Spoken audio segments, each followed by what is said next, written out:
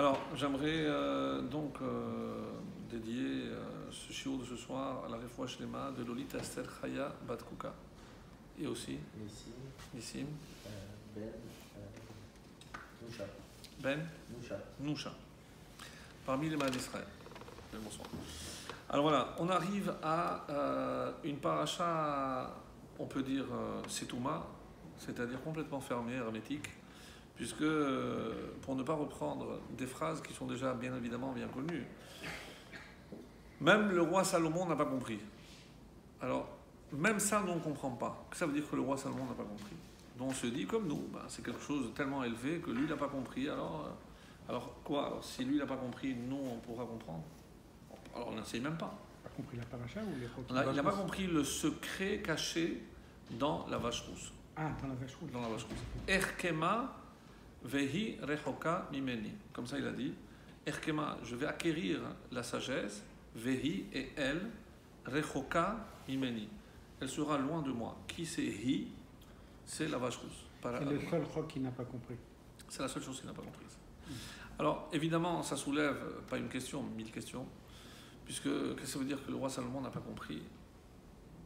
Alors, est-ce que sa sagesse était limitée à la para Adouma? Et d'une manière générale, on ne comprend pas le fait que, et ça c'est la première question à laquelle je voudrais qu'on réfléchisse, on a attendu, vous savez que nous sommes là, dans cette paracha, la 40e année. Entre la semaine dernière et cette semaine, donc il y a un espace de 38 ans. Le décret que la génération ne rentrerait pas, et là, les événements qui sont relatés dans cette paracha, c'est 38 ans après. 38 ans de silence. Dieu n'a pas adressé la parole à Moshe. Et là, donc, nous sommes la 40e année, la fin. Et avant de nous dire ce qui va se passer, puisqu'on va assister à la mort de Aaron, à la mort de Myriam, donc le puits, des événements incompréhensibles, c'est ici aussi que Moshe frappera le rocher et cette condamnation à ne pas rentrer, qu'il connaissait déjà, donc est-ce que c'est un prétexte?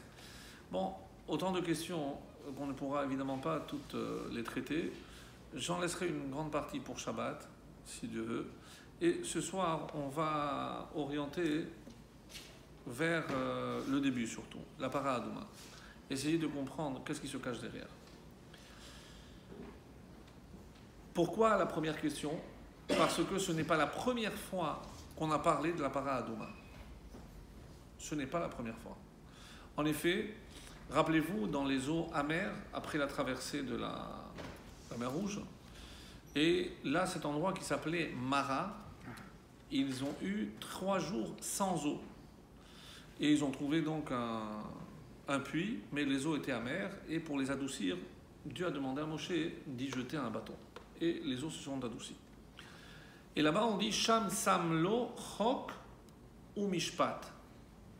Et là-bas, Dieu a placé, a donné Chok, un décret, une loi irrationnelle, ou Mishpat, et une loi rationnelle. Rashi dira, qu'est-ce qu'il a donné là-bas? Para Adouma. Donc, il connaissait déjà la para Adouma. Donc, la question plus qu'évidente, mais comment, entre la première fois qu'ils ont entendu parler de la para Adouma et là où on va donner les détails, 38 ans les séparent? C'est incompréhensible. Et il l'utilisait déjà alors? Est-ce qu'il l'utilisait ou pas? Première question. Mais plus que cela, c'est pas logique. Si déjà Dieu a donné les lois concernant la para Adouma, alors pourquoi la Torah ne détaille pas? Alors on aurait pu dire oui, il les a donnés, mais on a attendu. Donc pourquoi ce laps de temps est tellement important et forcément on est obligé de dire qu'il y a une raison à cela? Autrement, Hachem n'aurait pas séparé le don de cette loi avec son explication ou ses détails d'un laps de 38 ans. C'est trop énorme. Ou alors on ne dit rien. Tellement qu'il y a une opinion qui dit que c'est une ta'ut sofer dans Rashi et que c'est pas P Aleph para Adouma, c'est Kaf Aleph, Kiboud Av. Le vol d'or. Kiboud Av, le respect des parents. Le respect des parents. Et donc, ce qu'on a reçu à Mara, c'est pas para Adouma. Mais il est difficile de dire que ça c'est un chok. C'est plus que rationnel. On doit la vie à nos parents. Qu'on leur doit un respect, c'est plus que logique. C'est plus que logique. C'est pas... Donc bon, c'est pour ça que, sans rentrer dans la marloquette, essayez de comprendre pourquoi il y a cette séparation. Et ensuite, il y a un détail extrêmement intéressant. Lorsque on va essayer d'approfondir, pas maintenant la compréhension de la para Adouma, mais quels étaient les effets de cette vache. Donc comme vous le savez, je le rappelle très rapidement, il fallait qu'elle soit entièrement rouge, pas un poil, qu'elle n'ait jamais porté de jour, etc. Donc bon, énormément de critères. Pour vous dire, c'est tellement rare qu'il y en a eu 9 dans toute l'histoire. Et que la dixième sera au temps de Mashiach. La dixième sera. Est-ce qu'on peut dire que la 38e année, c'était la première ou c'était... Oui. C'était la première. Oui. Dans le désert, c'est la première. Parce que c'est au début. En tout cas, dans le désert, c'était la première. Avec Moshe Rabbeinu. 9, c'est jusqu'à la fin du deuxième temple. Oui. Tout à fait. Et, juste pour rappel, un petit détail intéressant, nous savons que l'arche contenant les débris des premières tables, les deuxièmes, donc cette arche a été cachée à la fin du premier temple. Donc lors du deuxième temple, elle n'y était pas. Donc ça fait partie des choses qu'on retrouvera définitivement pour Bezrat Hashem, très rapidement, le troisième Beth Amikdash. Mais il n'y a pas que ça qui a été caché. Il y a aussi Tzintzenet, il y a un flacon qui contenait la mesure de manne que chaque juif recevait dans le désert pendant 40 ans. Donc pour nous montrer de quoi se nourrissaient nos ancêtres. Et ne vous étonnez pas, mais quoi, 3000 ans après, eh ben, si Dieu a décidé qu'elle ne pourrit pas, donc ça ne pourrit pas. Donc on la verra de nos propres yeux. Et il y avait aussi un autre flacon qui contenait les cendres de la dernière vache rousse. Pourquoi ? Parce que quand on trouvera la dixième, pour pouvoir la tuer, la brûler et asperger, il faut que la personne elle-même soit pure. Mais on est tous aujourd'hui témémètres. Donc comment il pourra le faire ? Grâce à ces cendres-là, qui ne sont pas suffisantes évidemment pour tout le peuple. Il le fera et grâce à cela, donc, il pourra après purifier tout le reste du peuple avec la dixième vache. C'est une part pour un, quoi. Le deuxième temps, il n'y a pas eu de vache rousse alors du coup ? Si. Et en prévision de ce qui se passerait, on a gardé aussi. Est-ce que c'est à la fin du premier ou à la fin du deuxième ? Sincèrement, je ne sais pas. Les tables, on le sait. Pour ce qui est de la descendre, je ne sais pas. C'est un midrash, le fait qu'ils aient gardé la manne et la... Oui. Oui, on sait qu'il y a une Tzintzenet. Avec, je crois que c'était le prophète Jérémie, à un moment donné, le peuple juif a commencé à délaisser le Shabbat. Et voyant qu'il n'avait pas d'argument assez probant pour ramener le peuple à la Teshuvah, au Shabbat. Pourquoi ? Parce qu'un des arguments avancés par le peuple, c'est comment on va nourrir nos familles si on commence tous à respecter le Shabbat. Jérémie, donc Yirmiyahu, est rentré, il est sorti avec Tzintzenet Aman, il leur a dit, regardez, pendant 40 ans, presque 3 millions de personnes, c'est ce qu'ils ont mangé. Et je peux vous assurer, ils ont respecté Shabbat. Alors celui qui a nourri pendant 40 ans 3 millions de personnes, vous pensez que vous, ça va être un problème pour Hachem de vous nourrir, vous ? Et bon, c'était reparti pour un moment. Donc c'est bien, si avec le Tzintzenet on peut convaincre tout le monde de faire Shabbat, ce serait magnifique. Bon, on n'aura pas besoin, puisque quand le Mashiach viendra... De là est venue la tradition de lire le passage de la manne. La Parashat Aman. Parashat Aman, qui est le symbole de la Parnassa, comme vous le savez. Bon. C'est le Shlach HaKadosh. Et de nos jours, le Kohen est pur puisqu'il ne touche pas le bord.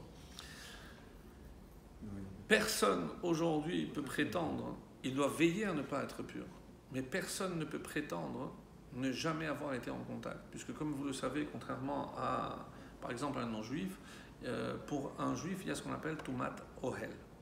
Sans entrer dans les détails parce que c'est trop technique. Tumat Ohel, c'est que s'il y a le cadavre d'un juif dans un espace fermé, donc tout ce qui touche même à côté, la Toum'a, elle se répartit. Donc même un Kohen dans la salle à côté, il a contracté. D'autres avis disent que la Toum'a Tamet, elle est Boka'at Ve'ola, elle monte, et il n'y a pas de limite, il n'y a pas un toit qui peut. Donc même si un Kohen passe par-dessus, Donc il ne peut pas prendre l'avion. il ne peut pas survoler un cimetière non plus. Oui, c'est très compliqué. Ou alors dans les avions où on porte des cadavres pour les enterrer en Israël, etc. Donc c'est un vrai problème. C'est pour ça que je vous dis. Donc personne ne peut être aujourd'hui sûr et certain qu'il n'a pas être. Donc même les Kohanim. Non, alors bon, je sais par exemple qu'il y a des consignes. On sait que généralement les corps sont transportés le dernier vol par Elal. Donc on sait par exemple que celui qui fait attention, les Kohanim ne prennent jamais le dernier vol par Tel Aviv, puisqu'il y a des fortes chances qu'il y ait des... Bon. Après, on ne va pas téléphoner pour savoir, etc. à chaque fois. Mais bon, c'est pour ça, il n'y a pas vraiment de certitude concernant ça. Donc, maintenant, on va essayer de réfléchir à cette purification. Qu'est-ce qu'elle comporte? Donc, on prenait donc cette vache, on l'a brûlée. D'abord, on l'a tuée. Après, on brûlait entièrement. On obtenait des cendres qu'on mélangeait avec de l'eau. Vous verrez tous les détails dans la paracha. On mélangeait avec de l'eau. Et après, donc le Kohen pur utilisait et aspergeait la personne qui était impure. Un des aspects incompréhensibles, c'est que ce Kohen, par ce biais-là, lui se rendait impur. Donc, c'est assez curieux qu'en purifiant, il contractait l'impureté. Alors c'est déjà en soi un des aspects. Mais quand on dit qu'on ne comprenait pas l'aspect profond caché dans la paradouma, c'est pas du tout ça. C'est pas du tout ça. C'est certainement pas ça. Pourquoi? Parce qu'il y a un autre exemple. Alors, bon, c'est un peu gênant. Mais vous savez que, par exemple, une goutte de semence, elle est téméa. Une goutte de semence. C'est pour ça qu'on doit veiller toujours à ne pas porter, kéri ou autre. Donc, il doit se purifier. Donc, quelqu'un qui a une perte. Et pourtant, cette même goutte, lorsqu'elle est chez la femme, c'est ça qui donne la vie. Et elle deviendra le support d'une vie d'un être humain et d'une neshama. Alors, comment expliquer que cette même goutte puisse être le symbole de quelque chose d'impur et en même temps le contenant, ça devient le kéli de ce qu'il y a de plus pur? C'est un juif. Ça aussi c'est un paradoxe. Et pourtant on ne va pas dire ah ça c'est trop compliqué. Pourtant tout le monde c'est ça, ce que je viens de dire, même si on n'y pense pas, mais il faut le dire. Non. Non. La notion de terefa n'a rien à voir avec téméa. Bon. Je vais le rappeler rapidement parce que c'est une occasion de le faire. Mais lorsque une bête est téméa, elle n'est téméa et jusqu'à la fin de son existence, elle est téméa. Ça concerne les animaux qui ont été appelés par la Torah Behema téméa, qui n'a rien à voir avec ses organes ou autres. Quels sont les deux signes d'un animal tamé? Sabot fendu, qui n'a pas le sabot fendu et qui ne rumine pas. Donc, ou l'un des deux, il manque un des deux, la bête est téméa. Ça n'a rien à voir. Qu'est-ce que c'est terefa? Terefa, c'est généralement déchiré. C'est-à-dire, j'ai pris une bête pure, une vache. J'ai fait l'abattage. L'abattage est bien fait. Si l'abattage est mal fait, je transforme cette bête en nevela. Mais qu'est-ce que c'est terefa? C'est j'ai fait la shechita, nickel. Après, comme vous le savez, il y a la vérification des organes internes, essentiellement les poumons. Puisque on considère que si une bête a un poumon perforé, elle n'est pas viable.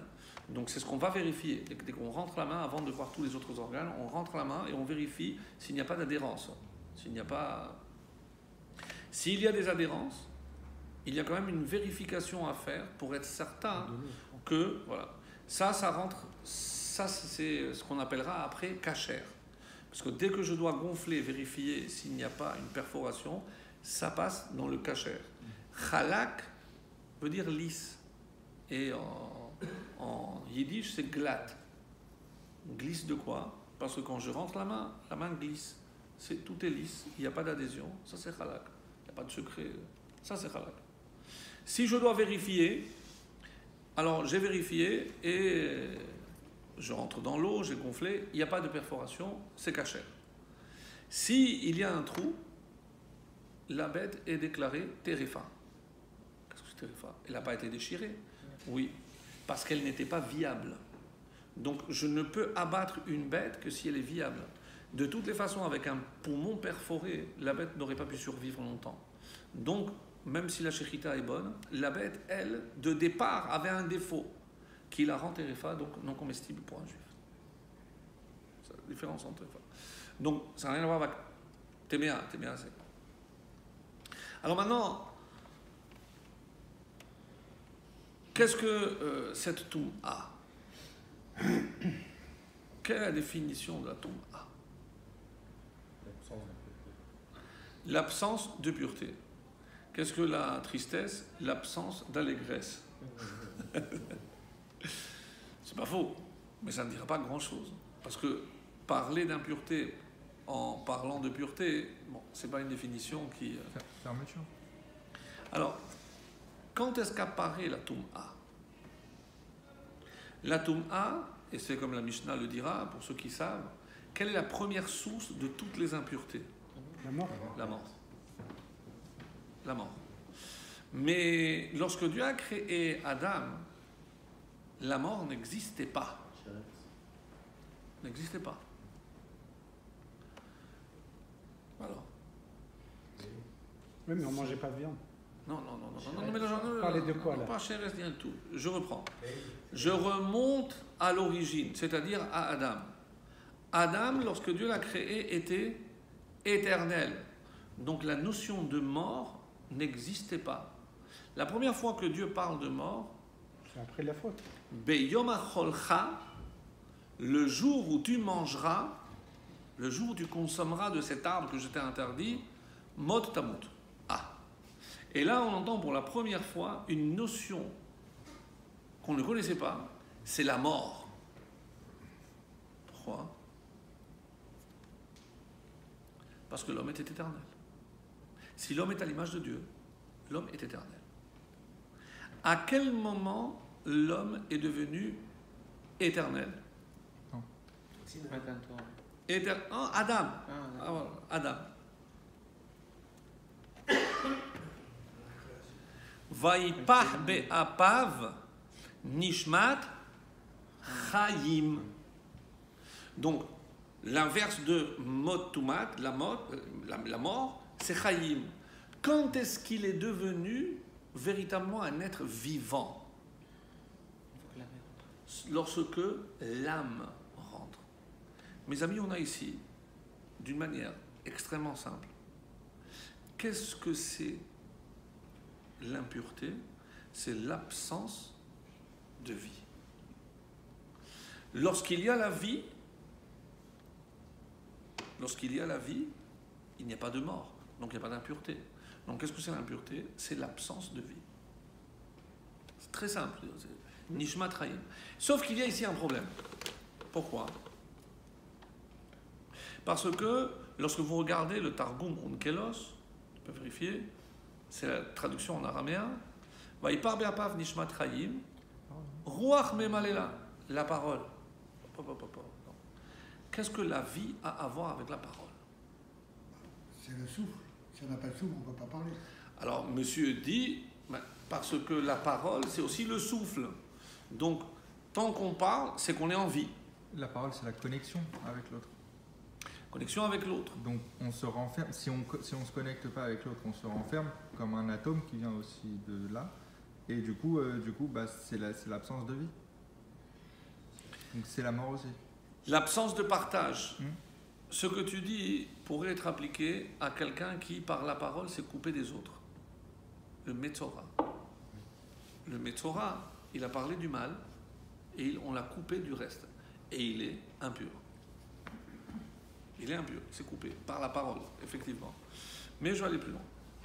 La parole aussi, c'est le dictionnaire de l'âme. Tout à fait, sans aucun doute.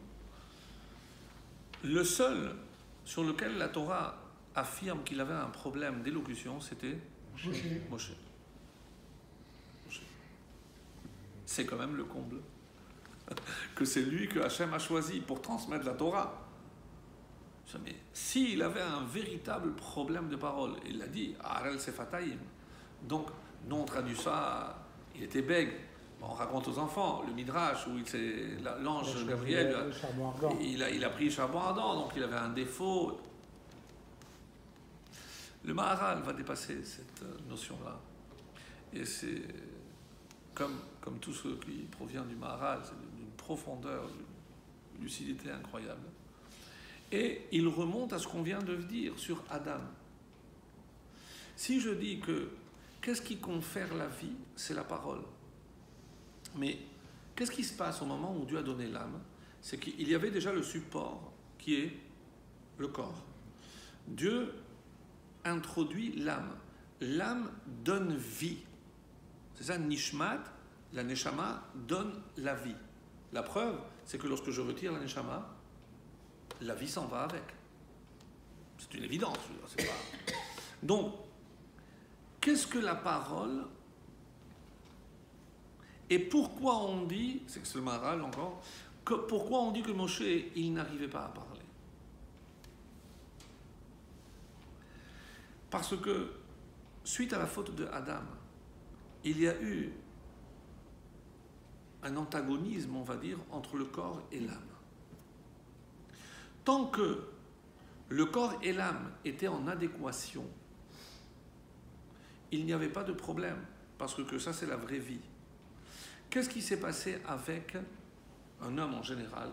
C'est que le corps l'emporte sur l'âme. C'est pour ça que l'âme, je ne la vois pas. Mais comment je sais que l'âme est là? Par la parole. Parce que la parole est le souffle, mais pas parce que je respire, c'est parce que c'est un souffle qui finalement reflète la profondeur d'une pensée. La parole, c'est la vraie vie, ça. Un animal aussi est vivant. Vous comprenez pourquoi dans les 4 niveaux, on parle de domem, tsomeach, chai et medaber. L'homme est appelé medaber parce que l'animal est déjà chai. C'est déjà le vivant. Alors, si l'animal est vivant, alors l'homme aussi, alors non. L'homme aspire à une vie autre que celle d'un animal. C'est pas juste respirer, manger et dormir. C'est pas ça la vie que la Torah appelle. C'est pas ça que la Torah dit Bacharta Bachaim, tu choisiras la vie. Cette vie, c'est une vie animale. C'est pas de ça qu'on parle. C'est au niveau de la parole. Moshe avait une âme, explication du Maharal.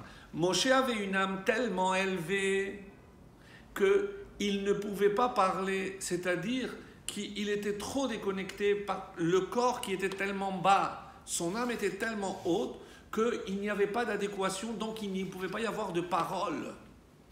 Parce que son âme, en se basant sur un enseignement profond du Zohar, son âme était trop élevée pour qu'il puisse y avoir cet accord entre le corps et l'âme.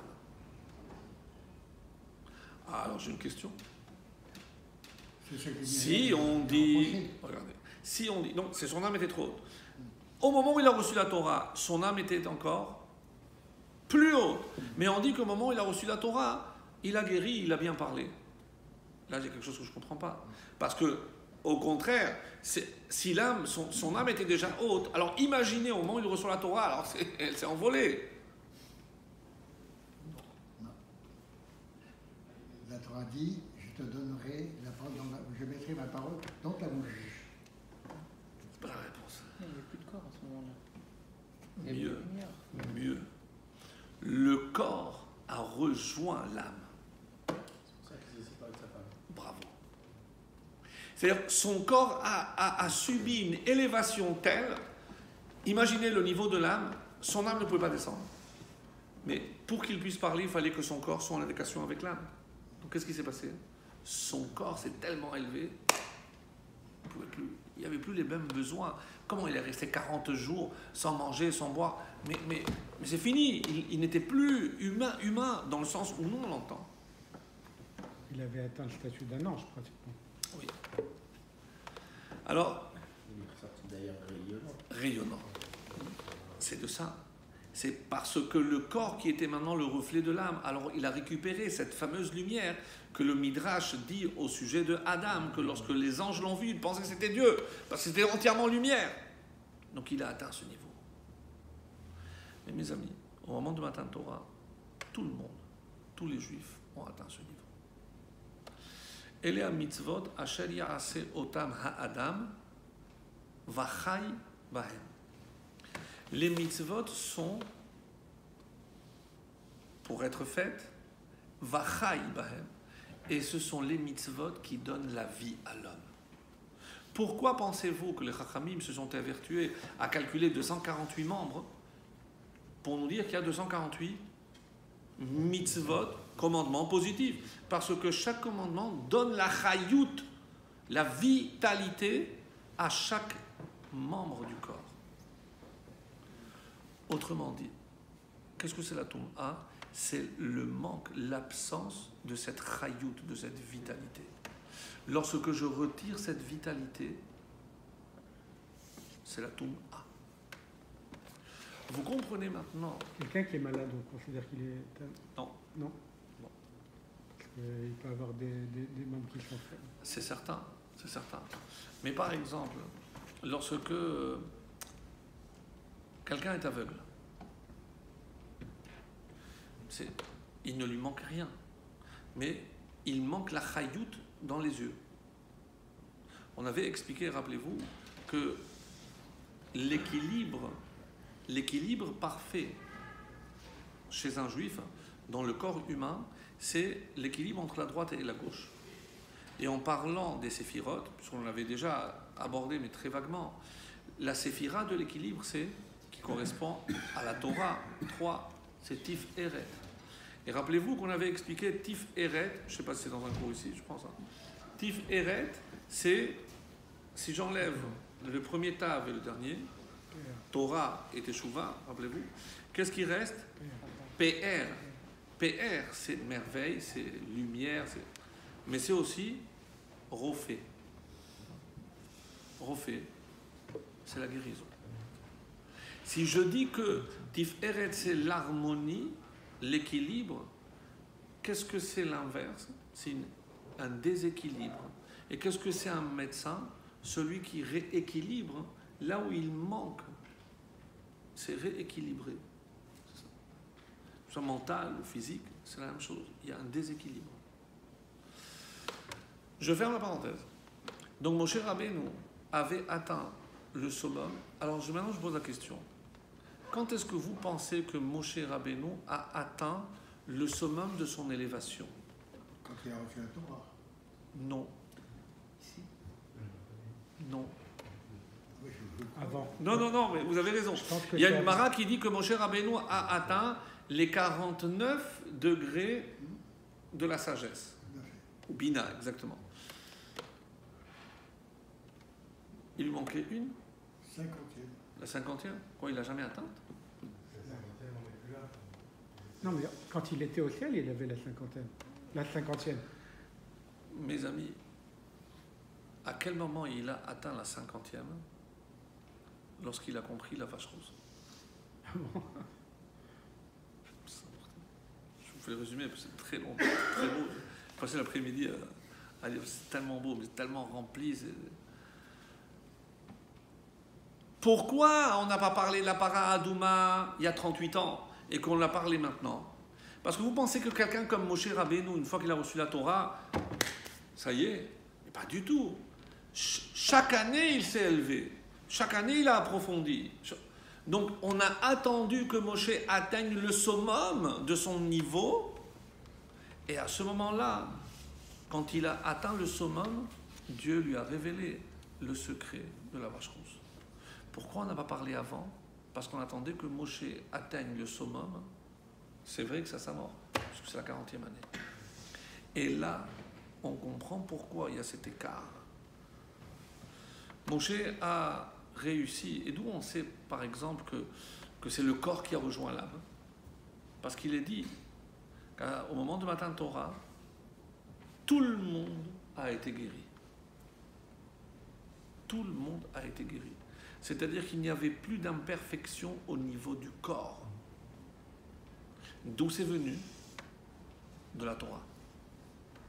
La Torah a été capable de conférer à chaque juif la guérison complète, autrement dit, l'équilibre complet entre le corps et l'âme. Il n'y a plus de lépreux, il n'y a plus de boiteux, il n'y a plus de lunettes, il n'y a plus rien. Il n'y a plus rien. De dentiste, il n'y avait plus plus rien. d'opération laser. Rien pour les du yeux, tout. là. Rien du tout. Tu comprends? Rien du tout. Plus de travail du tout, ce chômage. C'est pour ça qu'ils les ont laissés dans le désert, ils ont dit, il n'y a plus rien à faire. Alors, c'est incroyable. Il t'a laissé la dent. Il y a une petite histoire que j'avais lue pour vous montrer la force. Parce que nous, c'est marqué que la Torah, elle est magna ou matzla, elle protège et elle sauve. Mais à quel point, lorsqu'elle est accompagnée d'une émouna sans faille, certainement vous avez vu aussi cette vidéo qui circule de ce soldat qui a raconté son expérience pendant Tzuketan. Pendant quoi? Tu l'as vu? Pendant quoi? Ah, maintenant? Ah. Impressionnant. Je vous l'enverrai éventuellement sur le Pendant groupe. quoi? Qu'il a... Tzuketan, comme on appelait ça en français. Je sais pas ce que c'est. Oui, c'est la dernière guerre à Gaza. Ah, Tsouk et Tan, c'est ça? Etan. Ouais, je savais pas. Ça a été traduit en français, ils l'ont appelé autrement. Bon. Et il raconte que lorsqu'il est sorti, ils étaient 3 dans un tank et il a dit, les gars, on sait très bien que c'est dangereux, venez, on va faire le schéma. Et il raconte, hein, il n'était pas du tout pratiquant. Il a dit, on va faire le schéma. Et il raconte, les 2 copains se sont un peu moqués de lui, ils ont dit, ah, schéma. Il m'a dit, moi, j'étais convaincu, j'ai laissé faire, j'ai fait mon schéma, je me suis concentré en espérant qu'Hachem, il me protège.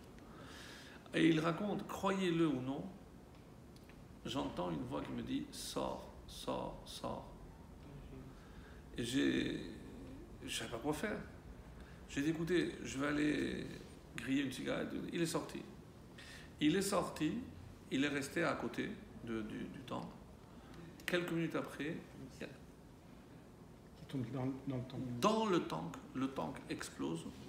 Lui, il avait le bras, il se tenait sur le tank, qui a été sectionné, envoyé. Il a perdu le bras, mais il était en vie. Ils ont récupéré, donc ils l'ont amené tout de suite. 9 interventions chirurgicales. Et les médecins lui ont dit que tu ne pourras... Bon, ils lui ont collé le bras, mais dit, mais tu ne pourras pas récupérer la mobilité, tu ne pourras rien faire avec le bras, il sera là. Et il a raconté que petit à petit, vu qu'en faisant le schéma, il a été sauvé grâce à ça, et il raconte, il s'est rapproché d'un rave, et il lui a dit, ce vendredi, j'ai pris mon livre, et j'ai pleuré en disant, j'aimerais pouvoir un jour faire le schéma avec mon bras droit. La semaine suivante, il a récupéré la mobilité du bras. Et il témoigne, et vous pourrez voir la vidéo, donc il a une sorte de gaine, donc le rave lui dit, enlève, montre. Il enlève la gaine et on voit charcuter, mais... Et il a fait, regardez, il a fait le schéma, il a levé la main. Et le rave lui a dit, je te fais la bracha que la prochaine fois que tu lèves le droit, la main, c'est pour mettre la bague, pour que tu puisses te marier, ben ça t'achète. C'était très mignon. Et c'est pas ça l'histoire que je voulais raconter, ça c'est en le voyant. C'est pas celle-là. C'est une histoire d'une maman qui, désespérée, arrive dans le Beth Midrash et dit, Rav, priez pour mon fils, il est très très grave, les médecins pensent qu'il va mourir. Et dit, madame, qu'est-ce que vous voulez que je prie? Hachem fera sa volonté, je peux faire une prière. Et elle lui dit, non. Moi, je suis convaincu que la Torah peut le sauver. Donc, Je dis, alors qu'est-ce que vous voulez? Madame, vous savez, tout le cours de Torah que je vais faire, je ne vais, parce que c'est le Rav qui faisait le cours, je ne veux rien de récompense et je demande à Hachem que tout le mérite de ce cours puisse servir à sauver votre fils. La femme, elle a eu le sourire, Rav, merci beaucoup. Elle est rentrée et effectivement, son fils avait ouvert les yeux. Les médecins lui ont dit, on ne sait pas ce qui s'est passé, votre fils est guéri. La force de la Torah, accompagnée aussi d'une maman qui sait ce qu'elle veut. Tenace. Tenace. Et du Une mère juive. Et bien sûr.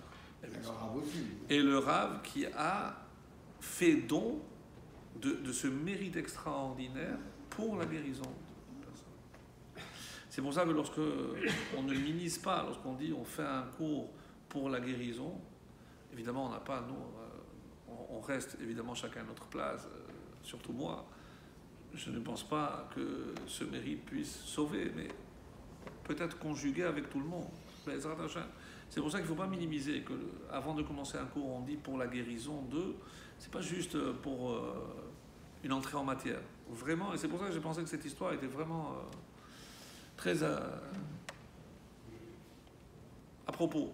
Voilà, pour le fait que l'on dise chaque fois avant de commencer un shiur la guérison. Donc, vraiment, si on a cette émouna comme cette maman nous l'a démontré, Bezrat Hashem, on verra aussi Nissim Veniflaot.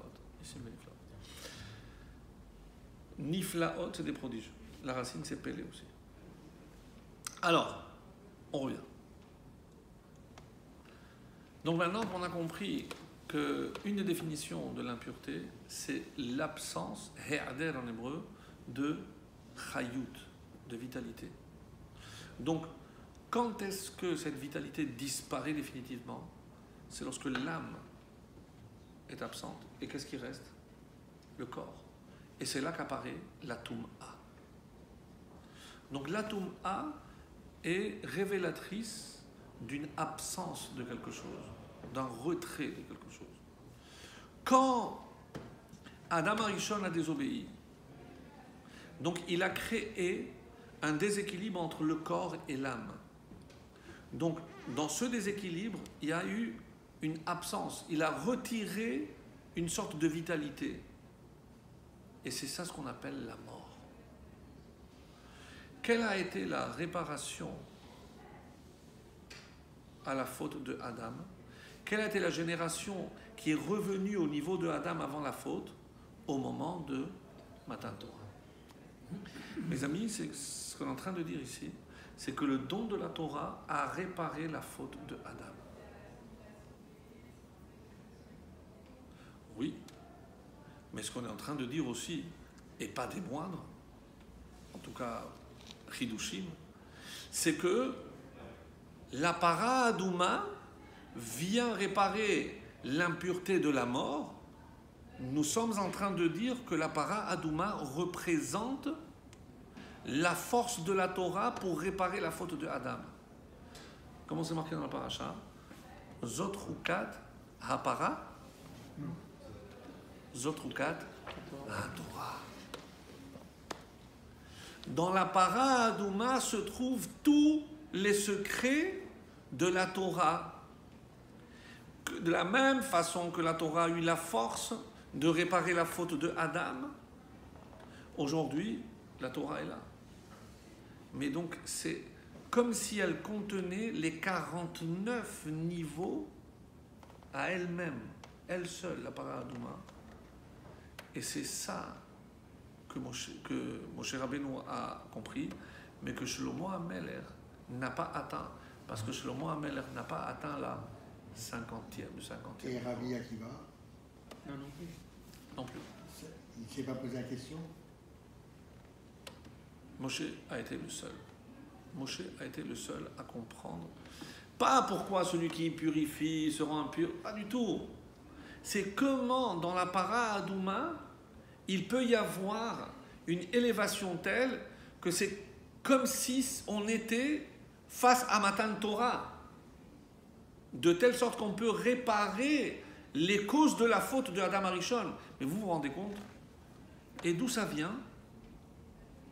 d'une vache que je tue et que je brûle. Pour quelle raison il fallait qu'elle soit rousse complètement? On sait ça. Ça fait partie. Il y a des réponses, bien sûr. Il y a des réponses. Parce que- Ça, on- qui donne, c'est sûr. Non, mais pourquoi? Parce qu'elle pouvait être très bien, on peut dire qu'elle est toute blanche pour la pureté ou d'une autre couleur, mais pourquoi il fallait impérativement qu'elle soit 100% rousse et de la même couleur? Il n'y avait pas n'importe quelle roue en plus. Je ne vais pas répondre à toutes ces questions. Non, mais Mais il j'aimerais y a une comprendre réponse. pourquoi la couleur elle est assez importante. Bien sûr que oui. Bien sûr que oui. Le rouge représente la mort, le sang. Le blanc représente la vie. La semence est blanche, le lait aussi. Le lait est symbole de vie. Le rouge, c'est symbole de mort. Vous allez me dire, oui, mais on a tous du sang. Oui, on ne le voit pas. Le sang dehors est impur. Vous avez fait, rappelez-vous, une halakha, si je mords, une fois que le sang qui est dans les gencives, il n'y a pas de problème, mais s'il y a du sang dans la pomme, je ne peux plus croquer ce morceau, il faut que j'enlève ce sang-là. Une fois que le sang est extérieur, je ne peux plus. C'est un petit détail. Mais ça va plus loin. Quand... oui. Non. Le doigt. Dans les gencives, oui, mais des doigts, non. Un, deux doigts non plus. Ah, donc, que les gencives, parce que on considère que c'est pas l'extrême. Mais si on remonte à l'explication du sang, et évidemment en parlant de l'impureté, c'est la femme qui, justement, va joindre les deux. Lorsque le sang sort, elle devient impure.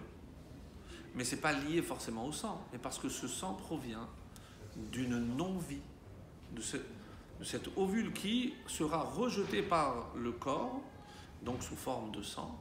Et c'est comme ça qu'on explique que pendant cette période, elle est assimilée à ce que peut-être tout à l'heure Avier disait. Donc, elle est fermée à la vie. Elle ne peut pas donner la vie. Elle ne peut pas donner la vie. Et bon, ça va plus loin, parce que même si elle est ménopausée, mais qu'elle n'a pas été au mikvé, elle garde ce statut d'impureté. Parce que, qu'est-ce que c'est l'eau? Rappelez-vous, le monde était rempli d'eau. Au départ, il n'y avait que de l'eau. Et après, la terre est apparue. C'est-à-dire que l'eau est l'élément principal de la vie. Donc, comme si, lorsqu'elle rentre dans l'eau, elle meurt pour ressusciter.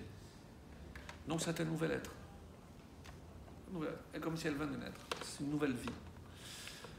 Et pendant cette période, donc où le sang est à l'extérieur, la semence ne rentre pas en contact. À quoi ça vous fait penser?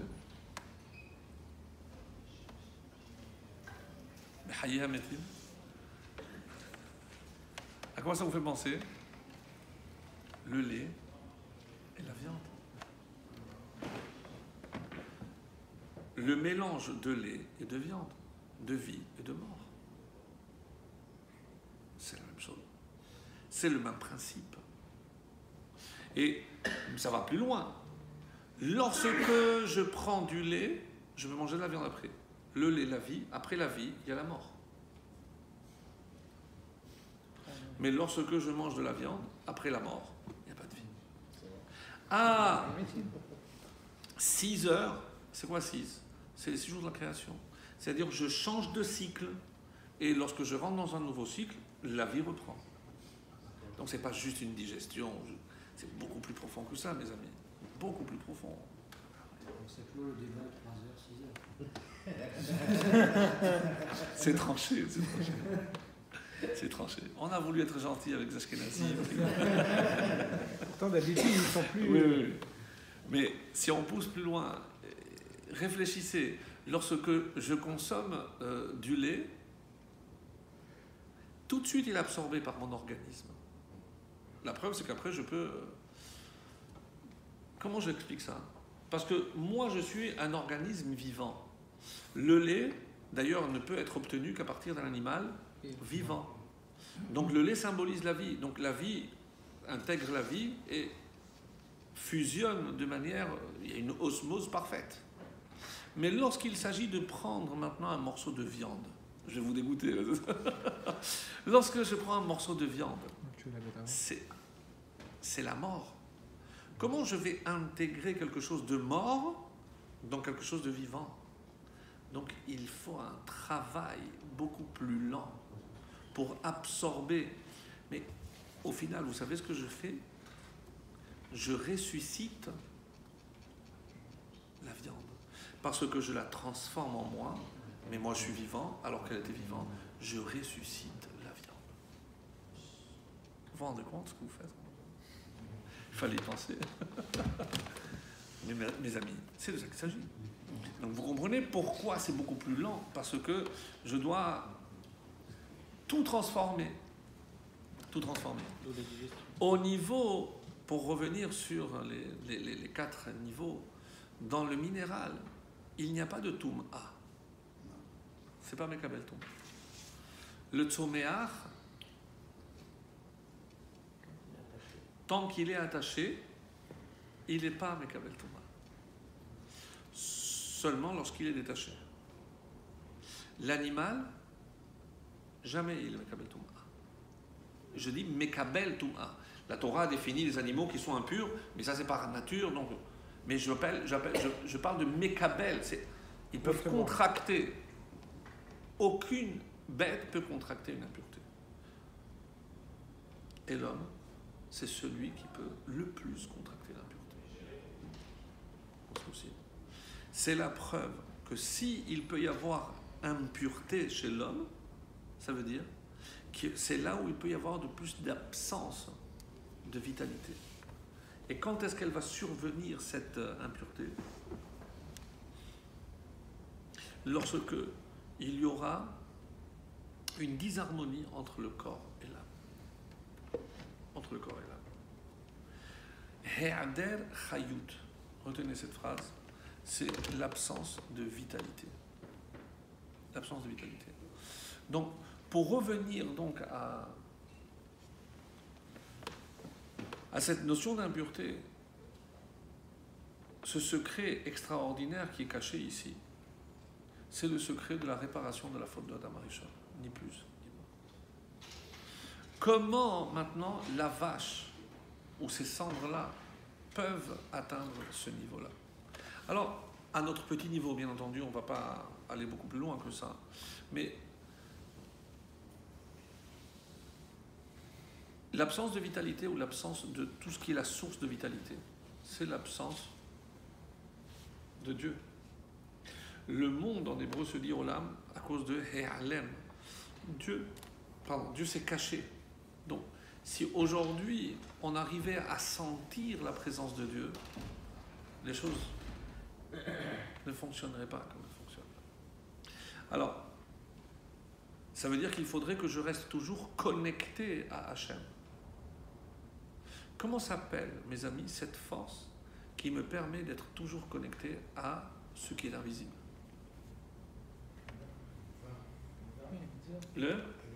Bravo. C'est la Emouna. La Emouna.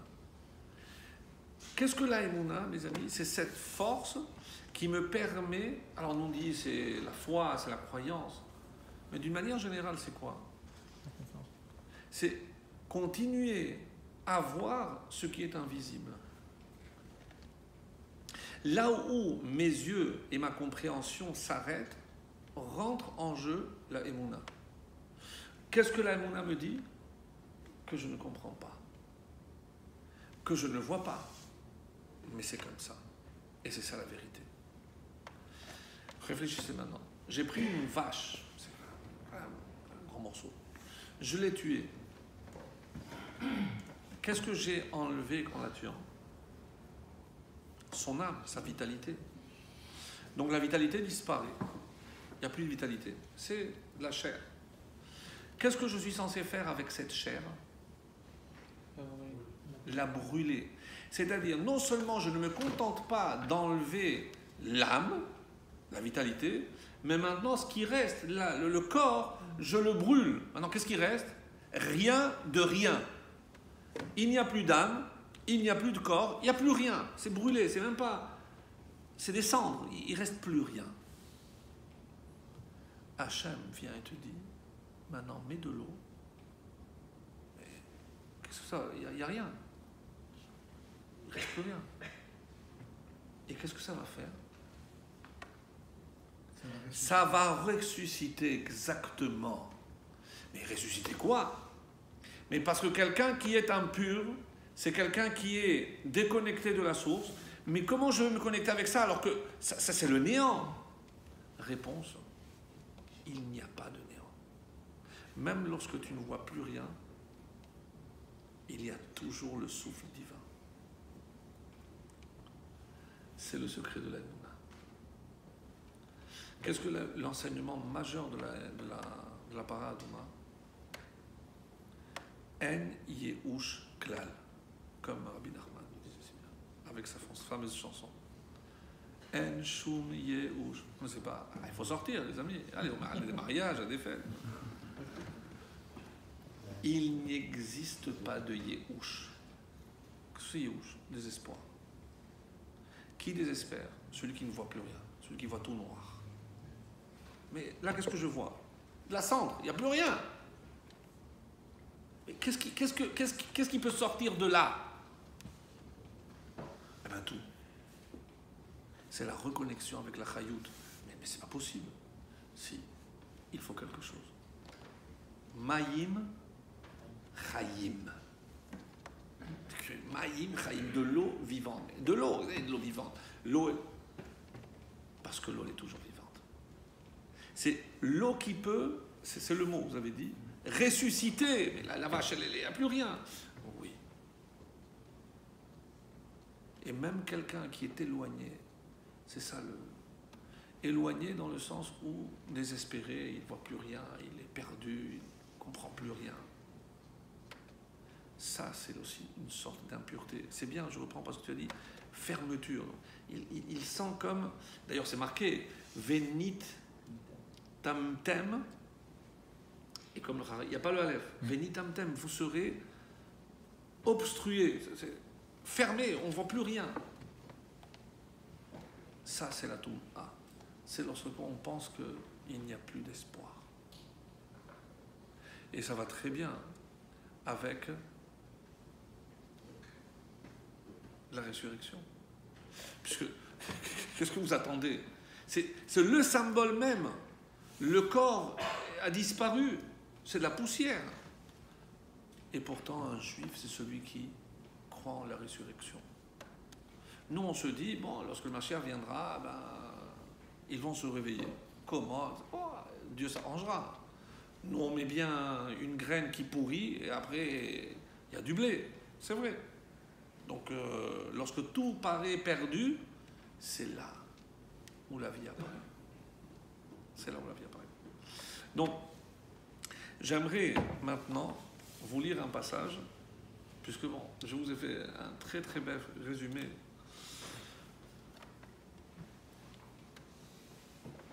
Yesod Tum'at Met Hu Mechet Adam Harishon. Toute la base de l'impureté vient de Adam Harishon. Pourquoi? C'est pas simplement parce que Al-Yedé Achet chez l'Adam Harishon Nixera Mita l'Adam, c'est parce qu'après cette faute-là, il y a eu le décret de mort sur l'homme. Ve'ad az lo haya metziut shel mita, la mort n'existait pas, même le concept. Kol ha'inyan shel tum'a ba'olam bichlal novea ma'gezera shel mita sheniknesa al Adam Harishon bechet etz hada'at. C'est à cause de l'arbre de la connaissance du bien et du mal. Et regardez le paradoxe. C'est-à-dire que la mort est liée à la connaissance. Donc, si je dois réparer, qu'est-ce qu'il voulait Adam? Tout savoir, tout comprendre. Viens par Adouma et tu comprends rien. À quel niveau c'est la réparation? Au niveau que toi tu voulais le da'at, et là maintenant tu ne comprends rien. C'est le chok par excellence. Mais comme il va dire que dans chaque mitzvah, et pourquoi on dit Chok HaTorah, on expliquait Chokat HaTorah, parce que dans chaque mitzvah, la spécificité de chaque mitzvah, je peux la retrouver dans toutes les mitzvot. Oui. Même les mitzvot que je pense comprendre, il y a toujours une part de Chouka. Il y a toujours une part que je ne comprendrai pas. Parce que sinon, ça pourrait laisser croire à l'homme qu'il détient une connaissance. Mais c'est la faute de Adam qui voulait toute la connaissance. Et ça, c'est pas possible. Ça, mes amis, c'est pas possible. Ce qu'on est en train de dire ici, c'est que l'homme ne pourra pas tout savoir. C'est peut-être ça l'enseignement majeur de Shlomo HaMelech. Ce que vous devez comprendre, ce que vous comprendrez pas tout. Alors il dit. Or Gedalia. Vaipar be'apav nishmat chayim ve'aguf mamshich hachayut shelo me'aneshama. D'où le corps tire-t-il toute la vitalité de la neshama. Kshaguf mosher kol chayuto me'aneshama. Donc le corps qui tire, qui aspire, qui pompe littéralement toute sa vitalité de la neshama, en makom lemita klal. Si le corps restait tout le temps connecté avec l'âme, il ne peut pas y avoir de mort. Parce que si, tant que la prise est branchée, eh ben, ça marche toujours, il y a toujours l'électricité. Alors, comment, Bichlal, vous comprenez, il renverse. Mais comment il peut y avoir de mort? De toute façon, la mort, c'est la perte c'est la séparation entre le corps et l'âme. Donc si on est à la connexion en permanence, donc il n'y aura pas de mort. Non. Parce que normalement, tant que l'âme confère cette vitalité au corps, il ne devait pas mourir. Mais quand il y a cette déconnexion, mais qu'est-ce qui crée la déconnexion entre le corps et l'âme? Qu'est-ce qui a entraîné la mort? La faute. Qu'est-ce qui a marqué? C'est pas le serpent qui tue, c'est la faute qui tue. Mes amis, c'est la faute. Vous comprenez pourquoi lorsqu'on dit que c'est lorsqu'ils ont reçu la Torah, qu'ils ont réparé, qu'est-ce qui a marqué? Charut, mais libéré de quoi? Libéré du Yetzer Hara, libéré de la mort, libéré de... Mais parce qu'on s'est connecté littéralement, donc là il n'y a plus de faute. On n'a pas laissé d'espace entre le corps et l'âme, ils se sont reconnectés à 100%, là il n'y a pas de place, donc il n'y a pas de mort. Quand est-ce que l'impureté, c'est, on a dit, l'absence, mais comment je crée l'absence? Lorsque il y a une déconnexion. Qu'est-ce qui déconnecte le corps du l'âme? La faute. Vous imaginez, c'est énorme. Je sais pas, pour moi c'était une révélation extraordinaire. On parle d'une faute. Une faute. N'importe quelle faute.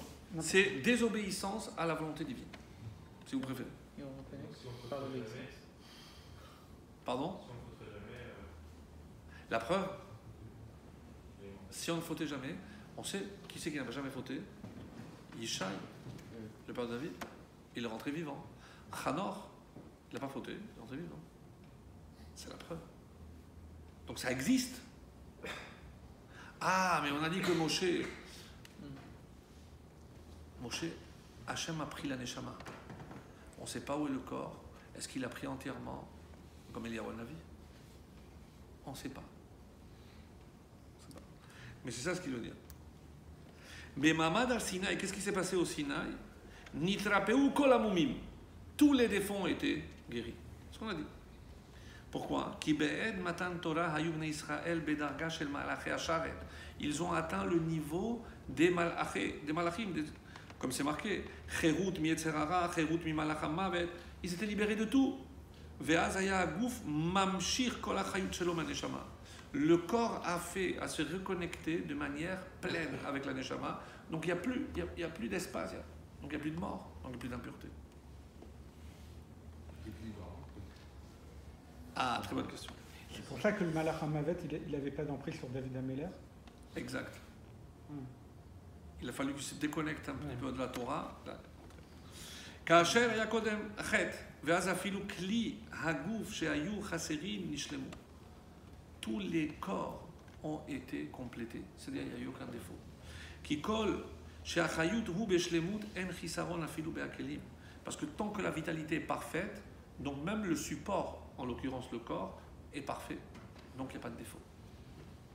שהרי כל המומים אינן חסרון בעצם. Parce que si on réfléchit, les défauts, c'est pas dans l'essence qu'il y a un défaut. n'est-ce pas? אלא שחסר לו החיות להמשיך הכוחות שלו לידי פועל. וכל שהחיות הוא בשלמות, אין חיסרון אפילו בהכלים. Donc, ce principe, mes amis, majeur, extraordinaire, que si maintenant on avait cette connexion, cette chayout, ça voudrait dire qu'on pourrait redevenir éternel. Et maintenant, je comprends ce que la Torah dit. Ele ha-mitzvot asher ya'aseh otam ha'adam vachai bahem. Celui qui est capable de faire les mitzvot au niveau qu'il doit les faire, vachai, il sera vivant pour tout le temps.